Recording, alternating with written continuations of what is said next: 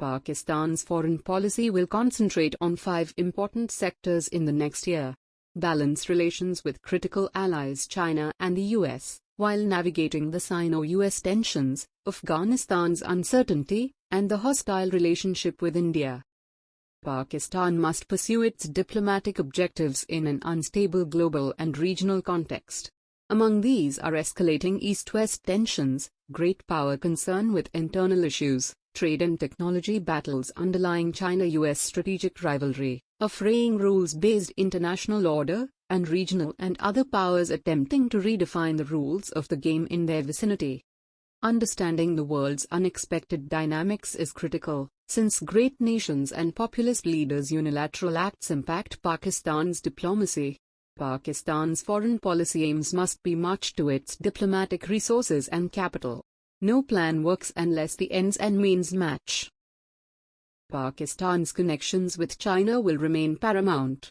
While strong economic connections have been added to long-standing strategic relationships, high-level participation and consultation are required to maintain beneficial relations.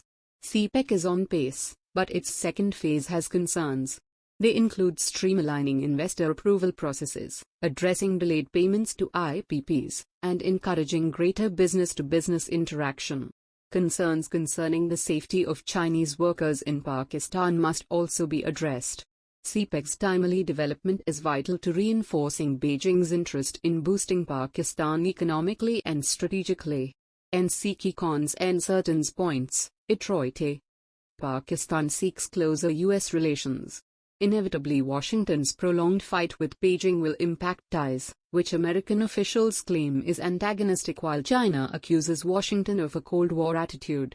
Islamabad tries to stay out of this huge power conflict.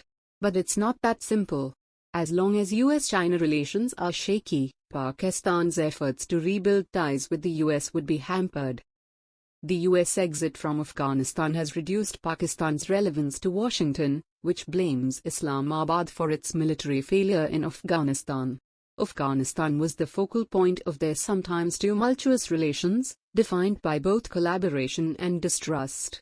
The difficulty for Pakistan is to rebuild a relationship with the US that lacks genuine bilateral substance. Building a better export foundation is required for Islamabad to boost commercial connections. Washington's developing geopolitical and economic ties with India, its preferred partner in the region, complicate this. Washington's indifference to the situation in occupied Kashmir and its bolstering of India's military and strategic capabilities have obvious repercussions for Pakistan. Closer US-India relations would exacerbate the regional strategic imbalance, posing a threat to Pakistan's security. Islamabad will be preoccupied with stormy events in Afghanistan during 2021. While Pakistan will continue to assist Afghanistan in humanitarian and economic matters, it should be aware of potential issues with an old partner. For starters, the TTP remains located in Afghanistan and strikes from there. The border fence problem is also unresolved.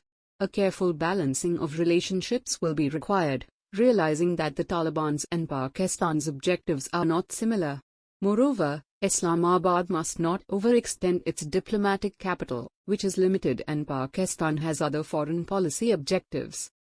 Managing ties with India would be challenging given the Modi government's oppressive policies in occupied Kashmir and its refusal to accept Pakistan's objections. Following last year's back-channel between the two nations, establishment hopes for a thaw or perhaps a reconciliation were dashed when little progress was achieved beyond both sides agreeing to respect a truce on the line of control.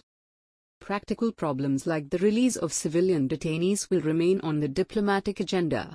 But chances of official discussion restarting are remote given Delhi's aversion to Kashmir. This will not change until Islamabad increases the diplomatic price of its intransigence. Because of its concentration on Afghanistan last year, Islamabad's diplomatic effort in Kashmir slowed to strong pronouncements. It is unlikely that Pakistan would be able to pressurize India on this issue until Islamabad renews and continues its international efforts. Normalization of relations being unlikely, both nations are expected to use quiet diplomacy to manage tensions and keep them under control. As long as there is no war and no peace in Kashmir, Pakistan's attention should be paid to it. In balancing relations with Saudi Arabia and Iran, Pakistan should investigate how to utilize diminishing tensions between the long-time foes. Prince Mohammed bin Salman wants to utilize economic power to increase Saudi diplomatic weight by making important abroad investments. Thus, Pakistan should exploit its political relations with Riyadh to attract Saudi investment. Relations with Iran should be improved, particularly on regional matters such as Afghanistan. The latest barter deal is a positive start. To achieve its foreign policy objectives in an increasingly multipolar world, Pakistan must intensify its diplomatic outreach to other significant nations and non-state players.